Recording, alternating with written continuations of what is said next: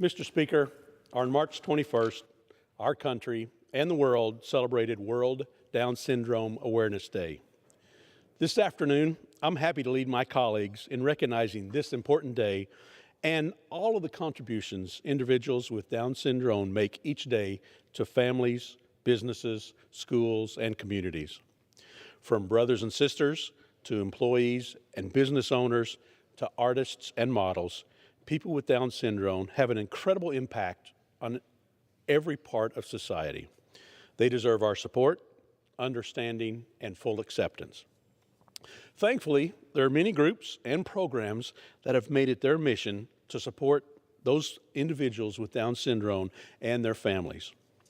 As Kansas State Treasurer, I advocated for passage of the Federal ABLE Act and led the effort to implement it in Kansas. You know, it's kind of one of those things that several years ago, I didn't necessarily expect that I was going to be standing here today. So I was going through the process of how do we lobby, how do we make sure that a good program gets passed through the federal legislative process that benefits so many people. And then having to take that initiative in my home state of Kansas and work through the legislature and making sure that we implemented it to help people's quality of life and able to live the lives that they wanted to live and make it more beneficial for them. You know, this important law created tax savings accounts, tax-free savings accounts for individuals with disabilities to cover expenses like health care, education, housing, and transportation.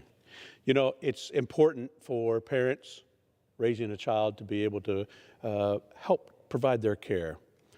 Obviously, the concern on the part of parents is that over years, particularly as the parents age, they want to make sure that their children, in some cases when they're in their adult life, are able to enjoy the life that they want, the life that they deserve. And the program like ABLE was able to help make that dream come true. You know, these programs are similar to the 529 college savings programs, to health savings accounts, and individual retirement accounts. You know, the ABLE programs give people with Down syndrome and other disabilities the opportunities to live the life they deserve. The Kansas ABLE Act went into effect in January 2017, and I was proud to be part of that effort because it's the right thing to do.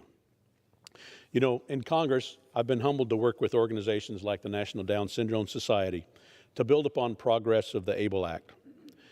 Last year, I was honored to receive the 2018 National Down Syndrome Society Impact Award and look forward to supporting the mission in this Congress.